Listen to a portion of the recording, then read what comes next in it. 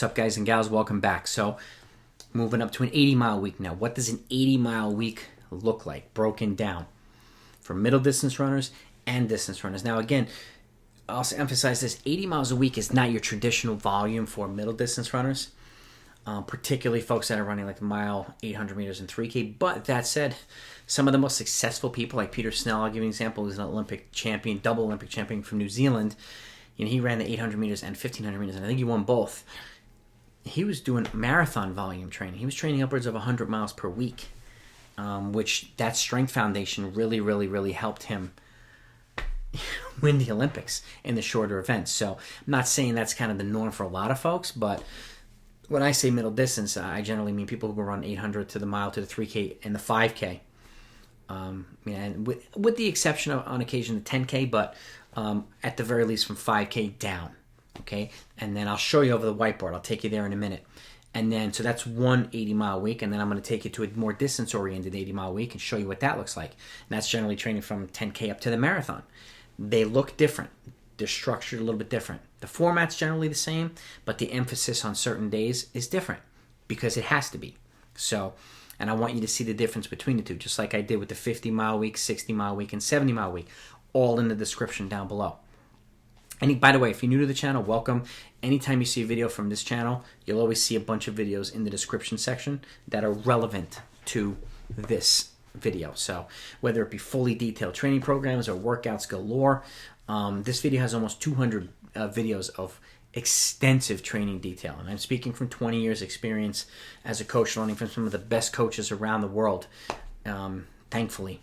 And being also a former competitor at the high school, college, and post-collegiate levels too. So I've kind of come up with my own training program. But I've been fortunate enough to learn from a lot of the best coaches and kind of come up and built my own system.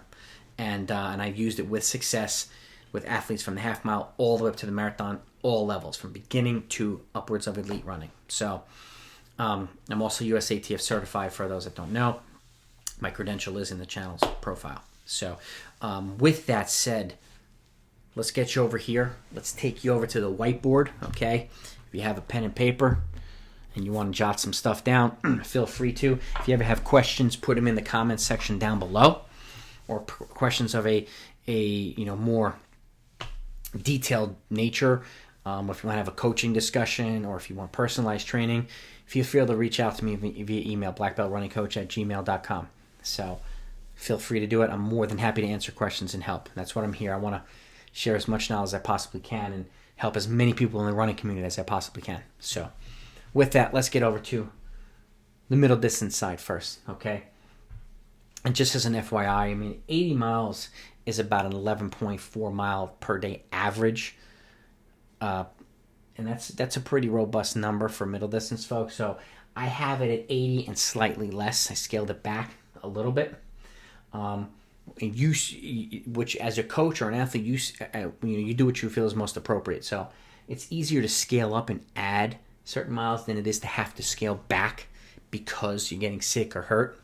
So I generally keep it at the threshold of 80 or under, and I do it with the other weeks as well. But keep in mind too, I have an off day scheduled every 2 weeks here, and you'll see that.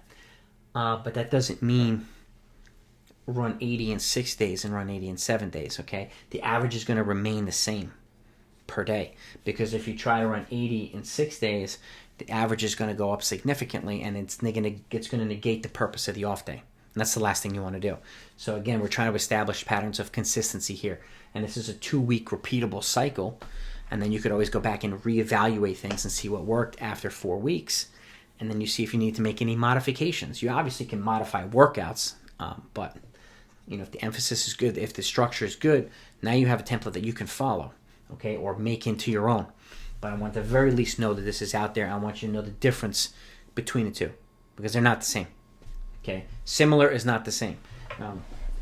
And again, keep in mind too, coaching is not only with a stopwatch. You coach with your eyes, okay? You take a look at your athletes. Are certain athletes really rolling? Are certain athletes struggling to stay on? That's where breaking up into training groups and having people train at the appropriate training paces based on current fitness is critical, okay? And that's why, look in the description, I have a video on a 1 mile time trial which helps you establish your current fitness, and then how to set up the right training paces based on what your athletes run for a 1 mile time trial. Okay, so that everybody's training at the appropriate training zones to make sure that everybody's recovering properly. I did all the math already. All the numbers are done, so you don't have to do it. So if you're going to watch these videos, watch them from beginning to end. Okay, they're going to be very helpful and informative. So let's get to it. Now that my spiel is done. So 8 miles easy on Monday. I like starting Monday, the week off easy, with an easy day on Monday, whether you're in school or work. Either way, Monday's generally a stressful day with classes or it's the beginning of the week with a work week. So I always like to have an easy day on Monday to kind of help you ease back into the week. Then Tuesday, okay, I have 4 in the morning. And by the way, I put up 2 double runs, okay? This is provided your athletes can handle it. I don't start generally doing 2-a-days until at least 70 miles per week. And if I do it, I recommend no less than 2, okay? Double days or 2-a-days, okay? I don't see the point in doubling once per week. I don't see the point in it. 2-a-days, I generally have, in a rare instance, 3-a-days, but I generally have 2-a-days, even up to 100 miles per week. So it is possible. But I just want to establish a pattern of consistency here. So I have the 2-a-days on Tuesdays and Thursdays, and my workout days on Tuesdays and Fridays. So just so you know. So 4 in the morning on Tuesday. Afternoon, 2-mile warm-up drills and strides. Okay, the morning run kind of helps get the body going, get the blood flowing, and then you'll be surprised at how much better you feel in the afternoon. Okay, so again, 2-mile warm-up drills and strides. The focus of this is anaerobic threshold work. So let's say a 4-mile continuous anaerobic threshold run. It's different than an aerobic threshold run. The paces are different. Okay, but this is a run that you generally cap it at 4 miles or 25 minutes, and you don't go any further than that. So at the appropriate training paces, you do that, and then you take about a 4 to 5 minute active recovery, and then you add some speed on the back end. So whether it be 6 by 100 meters or 5 by 150 meters, whatever you feel is appropriate. Some of your athletes might need a little bit of this, some of your athletes might need a little bit of that. Totally fine. So it's up to you to decide. But you tack on some speed after that because it simulates the end of a race when you're fatigued. Okay, gets you practicing turning over when you're fatigued. And then afterward, you do a 2-mile cool down. Wednesday's kind of an intermediate run, let's say 10 to 11 miles. Okay, plus strides, just gentle, nice 5 by 50 meter strides. Thursday, 4 in the morning, 8 in the afternoon.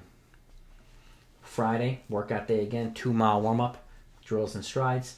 Now we're doing work at 5K pace. So 8 times in 800 meters, or 9 times 600 meters, or 5 to 6 times 1,000, or something like that. 4 to 5 by 1,200 meters, 3 to 4 times a mile. Whatever you feel is appropriate. So, but the emphasis is to do the stuff at 5K pace that day. Okay, and then on the back end, a 2-mile cool down.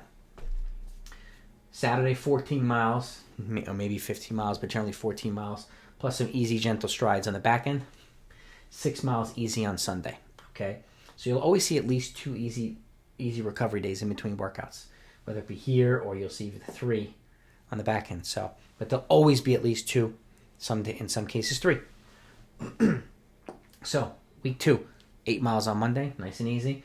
Tuesday, 4 miles in the morning, and then in the PM you do your 2-mile warm-up drills and strides. Now the emphasis of the day is doing stuff from 3K pace down to mile pace. And let's say you're doing some 600 meter rep efforts at 3K pace and some 300 meter efforts at mile pace, something like that. Not exceeding 3 miles of total running for the entire workout. Okay. This is generally not exceeding 4 miles of total running for the workout. Okay, so 3K down to mile pace, and then you do your cool down of 2 miles on the back end. Intermediate run on Wednesday, 10 to 11 miles plus strides. Thursday, 4 in the morning, 8 in the afternoon. Okay. Friday, 2-mile warm-up, drills and strides. Now you're doing stuff at 800 meters down the 400 meter pace. A good way to do this too is to do, like, let's say you do an up-tempo run of 2 miles to get the heart rate up, which helps you transition into the workout. Okay. Again, it can be 2 miles, it could be 3 miles at just an up-tempo pace, which is a little bit slower than your tempo run pace. But it's also a good way of transitioning into faster stuff. And again, you're doing, no more than like a mile's worth of work here. And not every workout needs to be long. Remember that too. Because this could be on the alternate week, it could be threshold running as well. So we'll get to that. So 800 meters down to 400 meter pace, a really good pure speed workout. 2 mile cool down on the back end. And again, the reason why this is also short and fast is because the next day is your pure long run, which is in this case is building up towards 17 miles. 16 miles, I generally, have a long run of about 20% of what the volume is. So if it's 80, the long run's generally 16, or building towards it. But in some cases, some folks go a little bit longer, which is why I have 17. And then the following day is an off day. So the off day is after the longest run. Okay, and then the easy day is after the semi-longest run. That's also another reason why I have a short and speed workout the day before the long run. Okay, and then you have the off day here, and then we kind of go back up, and you could repeat the cycle, but when you go back up now, so you could do cruise intervals this time, 6 to 8 times 1,000 with a 1 minute recovery at threshold pace. Could be this day. You can alternate anaerobic threshold tempo, and then threshold the following time. So it really is up to you. So, but now you see what it looks like. You have a Tuesday, Friday workouts, Tuesday and Thursday double days, or 2 days. You have your long run here, the day off after the longest long run, and then you have a progression in pace from threshold or 10K pace down to 5K pace, down to 3K to mile, down to 400 and 800. So everything gets faster during that 3-week cycle, and then you can go back up and repeat and work your way down again. This is a great way of doing it. Okay, multi-pace training is very, very important. It sets you up for any type of race scenario for short-term success and long-term success. So now let's move over to the long stuff, the distance, folks. Now that we're training for 10K towards the marathon. The 8 miles easy on Monday remains. I think it's, no matter what you're training for, Monday's a nice day to have an easy day. Tuesday, you're 4 miles in the morning, 2 mile warm-up drills and strides, and then you have a speed fartlek. I generally like to have athletes do like an 800 meter at up tempo pace to kind of get the heart rate elevated, which helps you transition into the faster stuff. Just a thought. Doesn't have to be done, but we have a speed fartlek here. Okay, let's say you're training for 10K, building towards 16 times 1 minute hard, 1 minute easy, or 12 times 1 minute 30 second hard, 1 minute easy, or something like that. Half marathon, now you're building towards 20 times 1 minute hard with 1 minute easy, or let's say 15 times 1 minute 30 hard, 1 minute easy. Towards the marathon, you're working your way up to 24 times 1 minute hard, 1 minute easy, or something like that, or 18 times a minute 30 hard, a minute easy. You can progress, you can alternate those workouts. But the idea is to have a speed fartlek, okay? Nothing really faster or longer than 2 minutes in duration, so that you can focus on really good speed endurance and speed development, particularly when you're training for the longer stuff. That type of stuff is really, really important to help you become a more efficient runner. And the more efficient you are, the better you're going to be at conserving energy. And when those races get that long, energy conservation and being as efficient as possible is the name of the game. It's very, very important, okay? And then you have your cool down on the back end, 2 miles or something like that. Intermediate run, 12 to 13 miles. It's a little bit longer than it is for the middle distance folks. This is a second run during the week where you're on your feet for an extended period of time, continuously. Nice relaxed pace, but if you're training for that longer stuff, your body needs to know what it feels like to be on its feet for an extended period of time. That's why it's there. Okay. Thursday, 4 in the morning, 8 in the afternoon. Friday, workout 2. 2 mile warm-up drills and strides. Now we have a tempo run and speed. So like instead of the anaerobic threshold here, let's do the aerobic threshold here. Okay. Where that's generally between 30 and 60 minutes. So you have let's say you have a 5 or 6 mile tempo run, or you're building towards 8 miles or whatever it is. Let's just say it's 6 miles here. And then you take a 5 to 6 minute active recovery, and you do some speed stuff on the back end. Let's say 4 times a 200 at mile pace down to 800 meter pace. Something like that. Again, simulating turning over when you're already fatigued. All right? Take a 200 meter jog recovery or a 1 minute rest recovery after each 200. Okay? Then your 2 mile cool down. Saturday, semi-long run, 14 to 17 miles. The 14 is generally for the folks that are running 10Ks or stuff like that. The more experienced athletes and a little bit older athletes kind of gravitate towards the higher end. Okay, and the folks that are training for the marathonish, you're on the higher end, the 16 to 17 miles. Okay, and then you have a 6 mile easy day on Sunday, the day after. Remember, this is the semi-long run day of the 2 weeks. Okay, now week 2, 8 miles easy on Monday. Tuesday, 4 miles in the morning to get the legs moving, get the heart rate going so that you have a better PM workout. PM, 2 mile warm-up drills and strides. And now we're doing I like to do a combination of either tempo plus hills or tempo plus speed or tempo plus hills plus speed. So let's just say you have a 3-mile tempo here, okay? And then you take a 5-minute active recovery, and then you go up and do 8 times a 200 meter on the uphill. Work your way down, 8 times a 200 meter on the uphill. And then on here, you do, let's say, 4 times 200 meters on the flats. Okay, so not only are you getting the strength work with the hills, but then you're transitioning back to flat running to emphasize the speed on the back end. And you're doing them after doing a tempo run. So, but again, you could do a tempo run plus flat 200s or tempo run plus hill 200s. Either one is a good option, okay? This is the shorter, a little bit faster. It could be the anaerobic threshold now, 3 to 4 miles. And then you transition into that instead of the longer, slower stuff, okay? And then your 2-mile cooldown. Semi-long run, 12 to 13 miles on Wednesday. Intermediate, relaxed pace. Stay on your feet for an extended period of time. And some relaxed strides in the back end. Let's say 5 times 50 meters.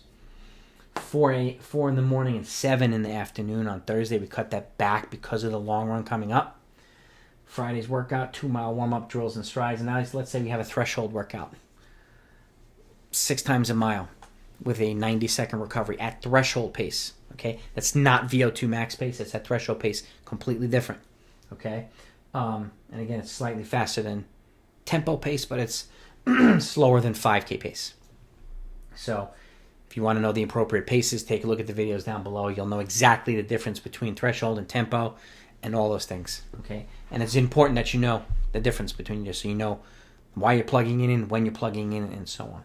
So this is threshold workout. Take a 4 to 5 minute active recovery after the last rep, and then you tack on some speed. Let's say 3 by progression 150s, where each 50 meter increment gets faster, or 100 meter efforts, the same amount as you did the reps. So if you did 6 times a mile, you do 6 times 100 meter effort on the back end. Okay, with a 100 meter jog recovery, nice and relaxed. 2-mile cooldown. So it's still a 10-mile day, but now we're transitioning into the next day. The long run, between 17 and 22 miles. And again, this is a little bit more than 20%. I get it, but I generally don't recommend people getting up to 20 miles until they've hit at least 60 miles of training per week, and then kind of progressing from there. But if you can get to the point where you're doing a 20 or a 22, in some cases a little bit longer, twice before the marathon, you'll be in good shape. If you can do them 3 times, that's fantastic, but it really depends on how long you're training for the marathon, whether it's 12 weeks, 16 weeks, 20 weeks. It really depends, and it depends on what you've done building up to that point too. So, but 17 to 22 miles for the long run, and then since it's the longest run, then you have the off day afterward, and then you're coming back here and doing the speed fartlek. So, I say this in other videos too, you do a longer type run like this, it can be a little bit more taxing, so the following workout, in my opinion, should be something short and sweet, to kind of put the zip back in your legs to help you transition back to a longer workout a few days later. So this is what it looks like for the long distance end. You're training for the longer races.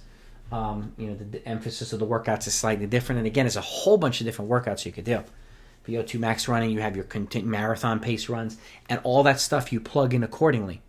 Take a look at my marathon training programs. You'll see things laid out, why they're here, why they're there. And you'll see blocks of 4 weeks, so that there's an adaptation phase for the training. Then I transition things for anywhere from 4 to 6 weeks. So, for periodization purposes. But this is an 80-mile week. Let me know what you think. Put your feedback in the comments. Hit that subscribe button if you haven't yet. It's really helpful to the channel. I'm trying to get to 1,000 subscribers. I'm approaching 800. So, and I'd like to get to 2,000 or 2,500 by the end of this year. So your support's greatly appreciated. And also, hitting the subscribe button and hitting the thumbs up helps a lot of people know that this channel exists. And that's the other idea, is to share it with as many folks in the running community as possible. So I appreciate your support one way or the other. Thanks so much. Have a great week. Talk to you next time.